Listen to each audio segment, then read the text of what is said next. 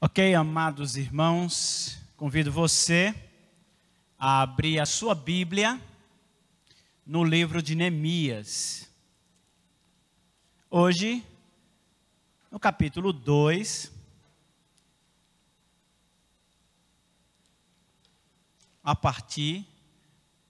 Neemias 2, a partir do versículo 11 até o final do capítulo.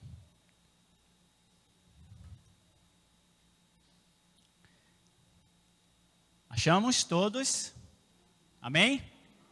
Ok, Neemias, a partir do 11 diz o seguinte: Cheguei a Jerusalém e, depois de 3 dias de permanência ali, saí de noite com alguns dos meus amigos. Eu não havia contado a ninguém o que meu Deus havia posto no meu coração para que eu fizesse por Jerusalém. Não levava nenhum outro animal além daquele em que eu estava montado. De noite saí pela porta do vale, na direção da fonte do dragão e da porta do esterco, examinando o muro de Jerusalém, que havia sido derrubado, e suas portas, que haviam sido destruídas pelo fogo. Fui até a porta da fonte e do tanque do rei, mas ali não havia espaço para o meu animal passar. Por isso subi o vale, ainda de noite, examinando o muro. Finalmente, voltei e tornei a entrar pela porta do vale. Os oficiais não sabiam onde eu tinha ido ou o que eu estava fazendo, pois até então eu não tinha dito nada aos judeus, aos sacerdotes, aos nobres, aos oficiais e a outros que iriam realizar a obra. Então eu lhes disse: vejam a situação terrível em que estamos.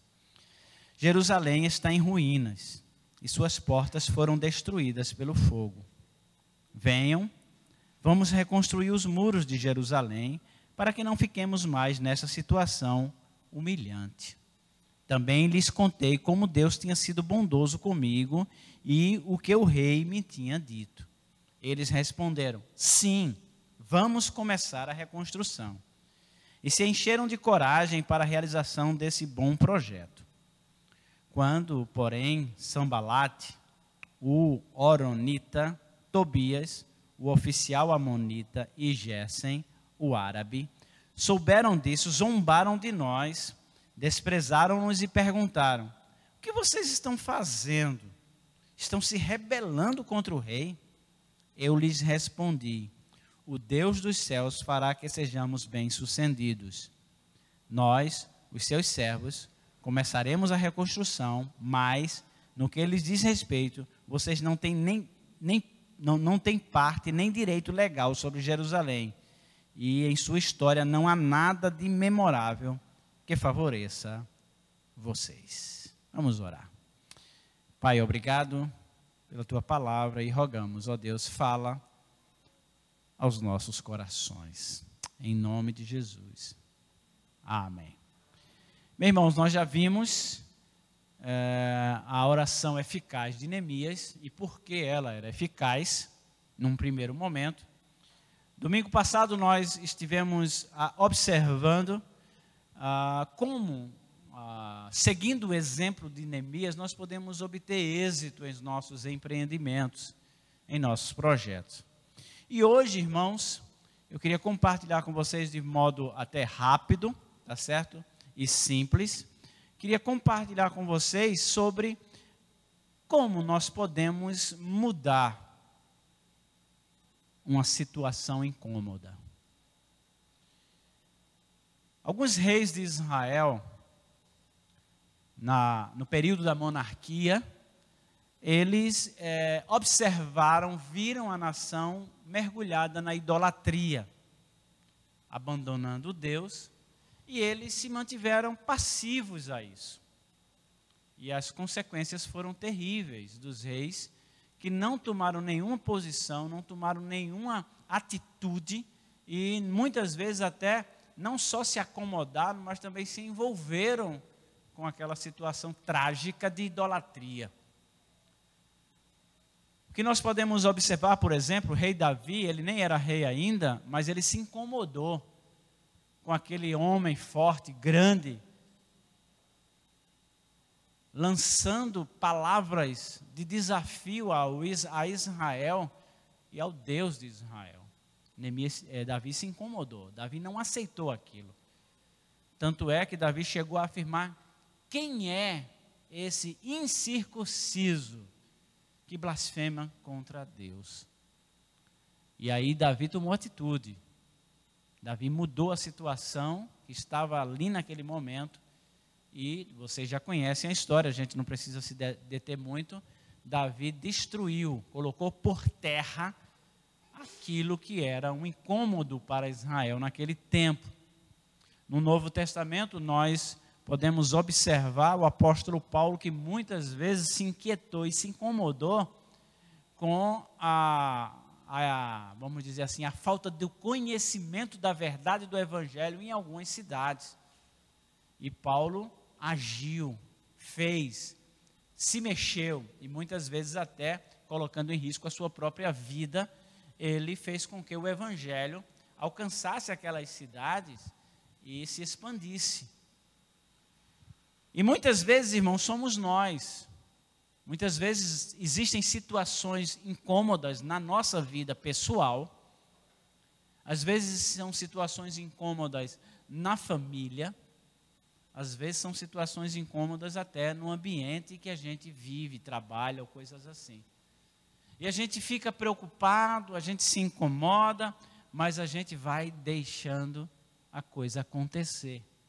A gente vai permitindo que as coisas se instalem ou que elas permaneçam incomodando e crescendo no incômodo e trazendo prejuízos. E a gente não faz nada. Nós precisamos ter Neemias como um grande modelo e um grande exemplo disso. Vocês lembram que desde o início ele se incomodou. Desde o início ele ouviu notícias de Jerusalém, ele lamentou, ele chorou, ele orou e ele se posicionou para fazer alguma coisa. E agora, e pelo que a gente viu já da história, ele próprio narrando, ele agora já está em Jerusalém. Já foi estabelecido, ele estabeleceu para o rei o período em que ele iria ficar lá, ausente do palácio na Babilônia, estaria agora gerenciando uma grande obra em Jerusalém, que era reconstruir o muro e os portões. E aí, irmãos, como nós podemos mudar uma situação incômoda? A Bíblia nos diz aqui que Neemias ficou 3 dias lá. Chegou em Jerusalém com sua comitiva, com os seus servos, com a comitiva, com toda a ordem e autorização babilônica, e se instalou em Jerusalém. Eu fico pensando assim, essa novidade, né? Cidade pequena, no interior, quando a pessoa chega com um carro da capital, todo mundo já sabe. Chegou um carro de Recife, e não sei o quê. Imagina você em Jerusalém, aquela cidade devastada, Neemias chega com uma comitiva. E eu imagino as especulações que ficaram surgindo naquele momento, de alguém que veio da capital, veio da sede da Babilônia, do palácio, e estava ali instalado. E aí ficaram se especulando o que é que estava acontecendo. Provavelmente a Bíblia não diz, Neemias não narra, mas Neemias diz aqui que ele chegou em Jerusalém, e depois de 3 dias que estava ali, ele pega o seu cavalo, a sua montaria, o seu jumento talvez, e com alguns dos seus companheiros que vieram com ele, e ele sai para fazer a vistoria no muro. E aí ele sai narrando aqui exatamente para onde foi, qual portão saiu, até onde chegou, e ele dá uma narrativa da observação que ele fez dos muros, não é? Porque os muros estavam derribados, mas não estavam totalmente caídos. Em alguns lugares o muro estava pela metade, outros talvez ainda estavam de pé, e outros estavam totalmente arrasados, não é? E você vê aqui no texto que a gente leu, que estava tão destruído que chegou a um lugar que a montaria dele não pôde passar, tanto entulho que tinha do muro, não é? Ele dizia, aí não tinha lugar para a minha montaria passar, eu subi pelo vale e fui até onde eu podia ir, depois eu voltei e retornei para o portão de onde eu vim. Então, nós vimos que ele saiu para fazer a vistoria, tá certo? Não tinha dito nada a ninguém do que veio fazer. Então, um primeiro aspecto que a gente levanta aqui é que quando você quer resolver uma situação, quer tratar numa situação complicada e difícil, a primeira coisa que você tem que fazer é tomar pé de toda a situação de modo geral. Não é? Não fique incomodado porque ouviu dizer. Se você se incomoda porque ouviu dizer, talvez você esteja muito longe da solução. Mas se você se incomoda da situação que você vê, que você conhece, que você sabe exatamente o que está acontecendo, então é importante que você tome conhecimento total, geral, de toda a situação. Se envolver pessoas, quais são as pessoas, quantas pessoas, o que foi que aconteceu com cada uma delas, você precisa tomar pé de tudo, está muito bem informado de toda a situação. Neemias sabia que o muro estava derribado porque ele ouviu nos primeiros capítulos de alguém que veio de lá e falou para ele.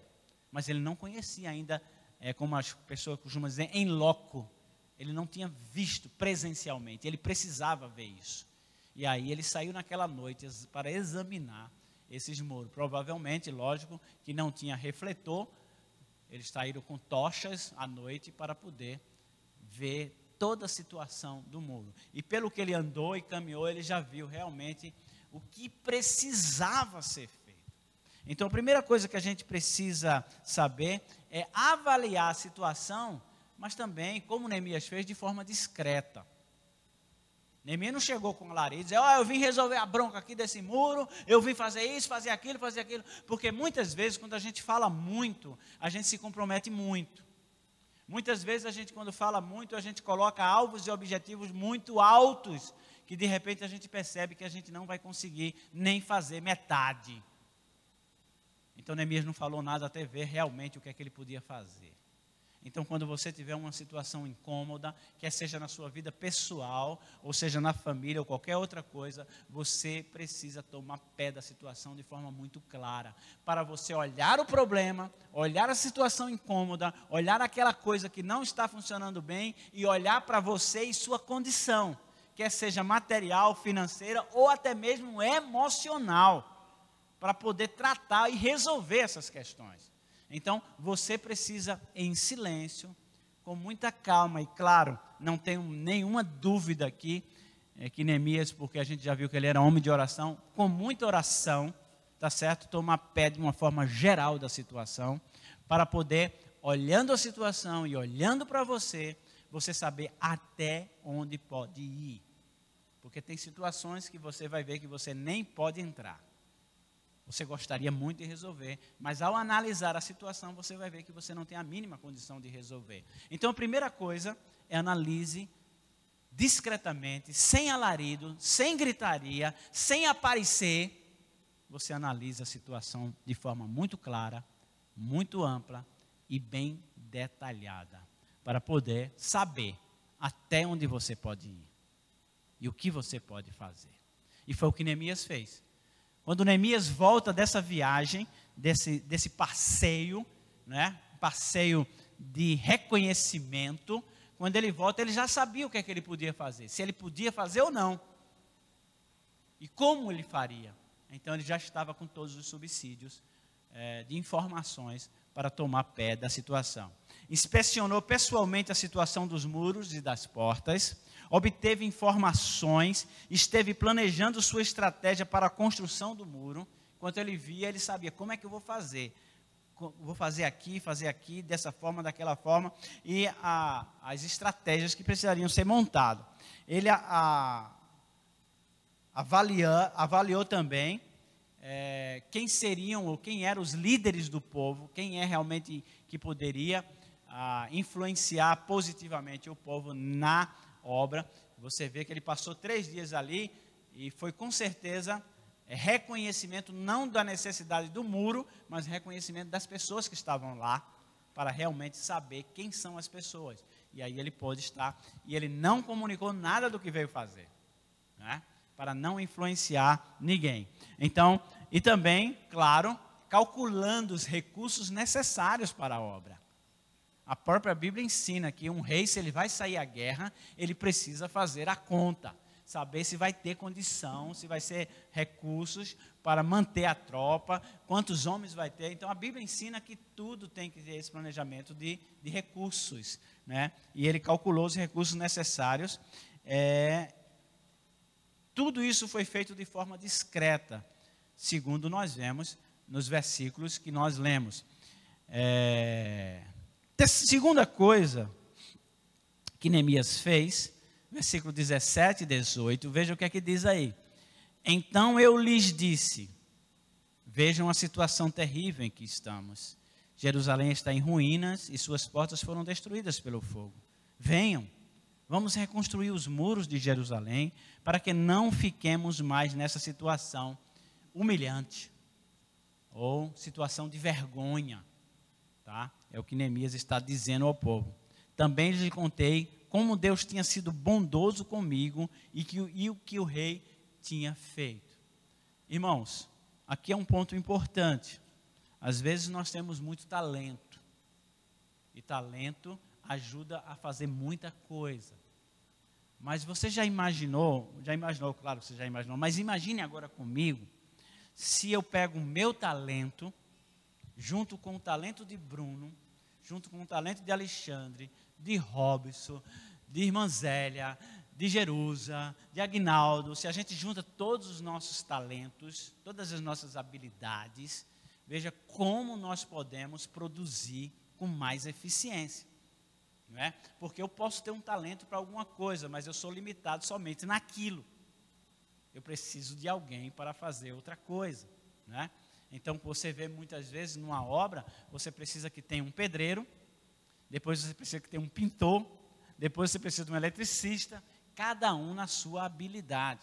Então, o que Neemias está fazendo aqui, com esse discurso, mostrando a situação, mostrando no aspecto de humilhação que eles estavam vivendo, e mostrando o aspecto da bondade de Deus, ou seja, Deus está nesse negócio, o Senhor esteve comigo. Ele não está relatando para as pessoas, dando um testemunho pessoal de como Deus operou, e em terceiro lugar, mostrando como o rei também estava envolvido nesse negócio. Então ele faz uma argumentação para levantar pessoas que possam ajudá-lo. Ou seja, nós precisamos, dentro de uma situação que nós queremos resolver, nós precisamos também pensar no recrutamento. Ninguém faz nada sozinho. Faz, mas faz com limitação. Então Neemias, ele dá aqui um exemplo de que ele precisaria recrutar pessoas. Ele e a equipe dele que veio sozinho não resolvia. Depois você vai ter a oportunidade de ler no capítulo 3, você pode chegar em casa, você vai ler, e não precisa ler todo não, você vai ver como é distribuída a obra. Ele dá nome de pessoas, nome de família, e diz quem fez o quê. E é interessante que o texto diz, e dali em diante fulano fez. E dali em diante foi Beltrano. E dali em diante, e eles vão cada um fazendo a sua parte. Então nós precisamos resolver uma situação. E eu estava lendo isso aqui, e vendo o recrutamento, e vendo cada um fazendo sua parte, eu lembrei do nosso problema de calor na igreja, não é? É uma situação incômoda. E o que é que a gente tem feito? A gente tem mostrado a situação, a gente tem mostrado que é possível resolver, e a gente tem mostrado que cada um fazendo alguma coisa, fazendo uma parte, a gente consegue, não é? Então, nós precisamos realmente de recrutar pessoas. E aqui, irmãos, Neemias trabalha no recrutamento. E você vai ver o êxito do recrutamento no capítulo 3. Quantas famílias, levitas, sacerdotes, príncipes, todo mundo se envolve no trabalho. Mas por quê? Porque Neemias, ele tem argumento. Primeiro, mostra o estado de miséria que aquele muro derrubado está causando. Segundo, ele mostra que Deus está no negócio.